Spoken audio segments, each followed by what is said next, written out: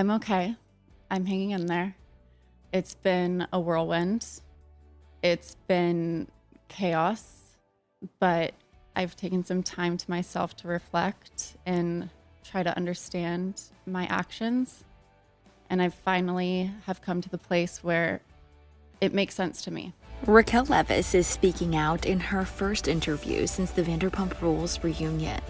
On Wednesday, the Bravo star joined Bethany Frankel's podcast, Just Be with Bethany Frankel, and opened up about why she sought treatment in a mental health facility after news broke that she was having an affair with her reality TV co-star Tom Sandoval, who was dating Ariana Madix at the time. The other part of the reason why I wanted to go to a treatment facility was to understand my behaviors, and my goal was to really get down to the bottom of, okay, why am I choosing men that are unavailable? Why do I keep finding myself in unhealthy relationships? What are the things that I need to change about my behavior? And in knowing that I needed to make a change, I first had to know what it was that leads to those behaviors. I learned about love addiction, and it's a real thing. It's where you confuse intensity for intimacy. The pheromones and the oxytocin and all those things. Is it called Yes. oxytocin? Yeah. During the candid conversation, the 28-year-old said she understands why she received backlash. Reality TV it's edited, it is contrived to create a certain storyline. And so it's not all factual. So as a viewer tuning in, it's easy to get wrapped up in that. And then the concept of an affair hits really hard to a lot of people. So I think there was a lot of projection happening, a lot of emotions that came up for people. And unfortunately, I was the punching bag for a lot of that. I feel like I've been portrayed as the ultimate villain. My mistakes that I made on camera live on forever. And you mentioned something about the addiction of doing reality TV and the way that they always dangle that carrot in front of you, like, well, you need to tell your side of the story. Otherwise, it's going to be written for you. And that's terrifying. So I almost went back just because of that. I do want to take a moment to just acknowledge the hurt that I brought to a lot of people.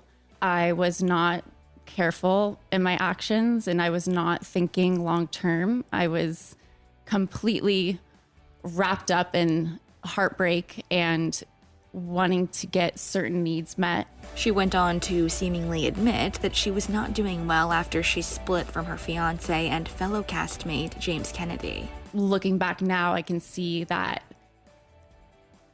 I was still healing from a relationship from somebody who I thought I was going to marry. And in ending that, I still haven't healed yet.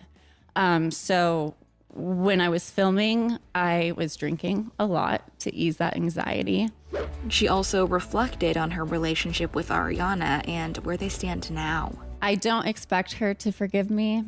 I think once trust is broken with somebody from personal experience, it's really hard to come back from that.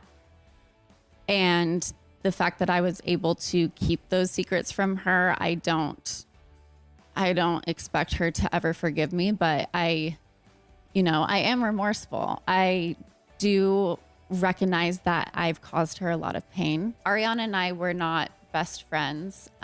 We were acquaintances who became friends through the show. Mm-hmm. She's always been somebody who's been very sweet to me. She would stand up for me and encourage me to pursue whatever I was pursuing. She would encourage me to pursue whatever I was pursuing. And that was all great. But we never had like a deep conversation that I would have with a best friend. And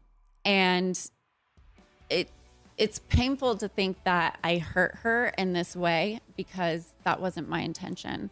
I wasn't trying to be a malicious person. I just got wrapped up in this and wasn't thinking clearly. Raquel then shared why she plans to return to her legal name of Rachel. So I changed my name to Raquel in first grade. There's a few other Rachels in my class, and I wanted to be special. Right. I also feel like deep down, I wasn't comfortable in my own skin. I wanted to be somebody better in my eyes. So Raquel was a way for me to kind of be that person. The name has stuck ever since. My friends always called me Raquel and my family called me Rachel, so I respond to both. Mm-hmm.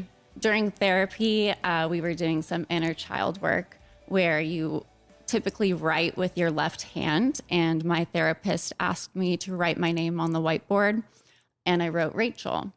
And she was like, interesting. I see you as Rachel to your core. You're going by Raquel, which is okay, but it's not true to who you are. It's a wall that you have up. Persona. Bethany teased that another part of their conversation may be coming soon, as she posted a video on her Instagram on Wednesday where the Real Housewives of New York alum got emotional.